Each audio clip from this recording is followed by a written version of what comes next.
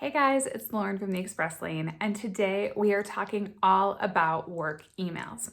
Now, did you know that the average office worker sends or receives 126 emails per day? That's right, email for work isn't going anywhere. I specifically remember covering professional emails in a business writing course that I took in college. And a lot of us have even heard that sassy question, could this meeting have been an email? So, why is email so important for business? And how do we make our work emails work for us? Let's jump in. A previous boss of mine once said that your inbox is someone else's to do list.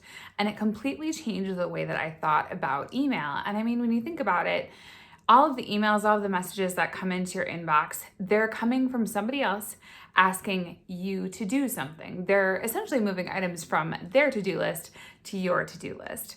And throughout my career, I have seen so many individuals that jump whenever they receive an email, whenever they get that email notification that pops up. And it's like they act like these emails need to be addressed immediately and that every single one is super duper urgent and super important. And we know that that's not always the case, right? And the truth is that if somebody needs to get in touch with you immediately, they will find another way to get in touch with you besides email, likely a Teams chat message, probably a phone call, even a text message. They're going to find a more urgent way to discuss that immediate item that needs to get taken care of right away. And for me, I have honestly gone to the route where I don't even have my email notifications turned on because I like to schedule my day in blocks. I work in blocks where I have my email shut, and then I have designated email times that I only focus on my email, trying to stay focused on one item at a time. So, once it is actually time for me to sit down and devote a period of time to emails, I like to respond to my emails in one of three ways. And the first way that I like to respond with my emails is just acknowledging that I received an email from a person. So, back in the day when I used to do payroll for one of our local express offices, I would respond to every single client that sent me over a time card. And the reason why is that the client is sending the time card to make sure that the employees are getting paid. It's kind of important, right? And so I would always respond to received, just want to let you know I got this so that they can kind of just cross that off their list. They know that we've got the email, they know that we've got the hours, and they know that this person's going to get paid, right? And it got to the point where I had done this so often and I had really built this up into a habit, not only for myself, but for the clients as well, that if it was a particularly busy day and I hadn't responded to a client right away, they would even email me and be like, hey, just wanted to make sure that you got this, if I hadn't responded to them right away that I had received it. So it's really nice to just acknowledge that you received, especially if it's an important document and that you're looking it over right away. The second way that I like to respond to emails is to note a follow-up. Now, not all the emails that you receive are going to be something that you can take care of right away. Some are going to be tasks that it's going to take you a little bit of time to put that task together. So what I still like to do is I will respond and say, thanks for sending this over. I got your email. It is going to take me a little bit of time to look into it. And then I will let them know that this is my timeline, my window in which I expect to get that item completed and back to them so that they have an idea of what to expect. I don't want them to just send the email and have me not say anything because they're just sitting there wondering, did I get the email? How long is it going to take me to get this task done? And what the next steps are. So I do try to be proactive when it comes to items like that. I'll also even sometimes go as far as to ask the person, hey, when do you actually need this task to be completed by? Because sometimes I'll get emails and it seems like it's something important that it needs to get taken care of right away. But sometimes I'll get a response back and they'll be like, oh yeah, don't even, worry about it. You can get it to me later this week. That's totally fine. So that's also really nice to know too, so that I'm not completely changing my day around to accommodate this particular request when it's something I could just add to my list for tomorrow. And the third way that I like to respond is actually fulfilling the request, drafting the email back, putting together a full response. Because sometimes you will get emails that it's only going to take you a couple minutes to deal with it. So just deal with it. If that means setting up the calendar invite for a meeting, if that means, responding to a question somebody had, just take care of it, cross it off your list, mark it as done in your inbox, move on, and you're good to go. The next item I wanted to cover is subject lines. Now, I would personally argue that a subject line is just as important as the email itself, particularly because I'm a gal who loves the search function. Seriously, I use it every single day, and searching subject lines is by far the easiest way to scan through that search and see if it's the email that you're actually looking for. A good subject line should provide a clear picture of what's actually inside that email. So you want to almost think of it more as like a description of what the email is going to talk about.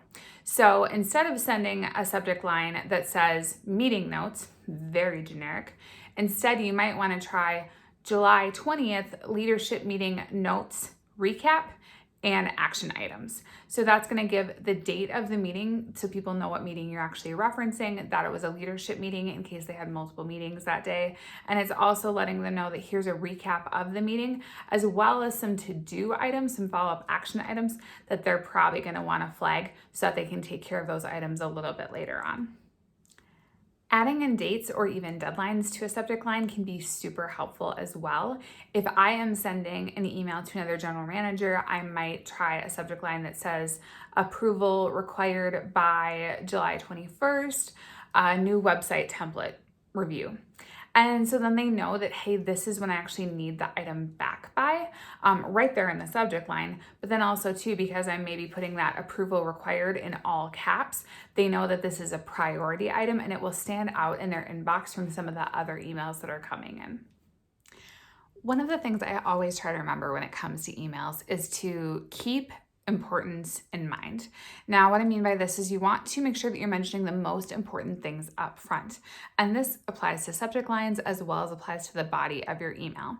So for example, I wouldn't want to say, new website template, approval required in all caps at the end of the subject line, because depending on whether they're looking at it on their phone or on their desktop, it might actually cut off the part where it says action required and that little kind of side preview that it has.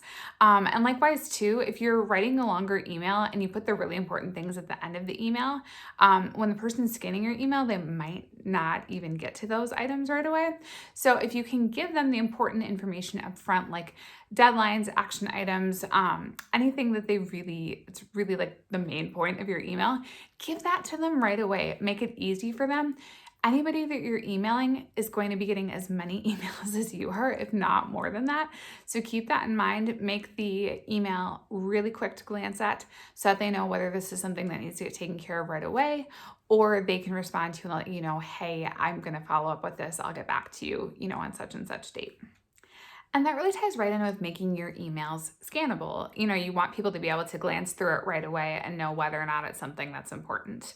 And for me, I'm the first person to admit that I write long emails. Not all of them are super long, but yeah, most of them are. It's something I've worked on over the years. I still have some work to go on it, but I know this about myself. It's something I've accepted about myself. And because of that, I will do everything in my power to make my emails as scannable as possible. Because I know that not everyone is going to read every single word of every single email that I send. I know that. And so what I'm going to do is I'm going to use all of the different ways to highlight important information. So whether this is using bullet points, whether this is, short paragraphs, more spacing between items. Also, I might use some yellow highlighter in there, or I might bold something or underline something. I don't really tend to use italics in emails just because I don't really feel like it makes an item stand out enough. I want it to be very clear in the email. These are the important parts and these are the things that I need back from somebody. So for me, if it's an internal email that's just to my core team, I'm probably going to use some yellow highlighter in there. That's something I do a lot of these days, just because it's very, very, very clear, just because the text is now highlighted in a different color, what the important parts of the email are. Now, if it's an external email to a client, probably not going to throw some yellow highlighter in there. That's probably not the impression I want to give. So I might instead go the bolding or the underlining route. And I thought it might be kind of fun to wrap up this video with sort of a lightning round of my top 5 mistakes to avoid when it comes to email. Number 1 would be marking everything as urgent or flagging it with high importance. You don't want to be the boy who cried wolf, or in this case, urgent. And I actually had a previous coworker that used to do this all the time. I think almost every email I got from him was marked with high importance. When you mark it with high importance and you mark everything with high importance, suddenly those emails don't look quite so important anymore. Number 2 is opening up an email with, as per my previous email, because we all know what you're passive aggressively trying to say. You're trying to say, why didn't you read my last email? I already talked about all of this.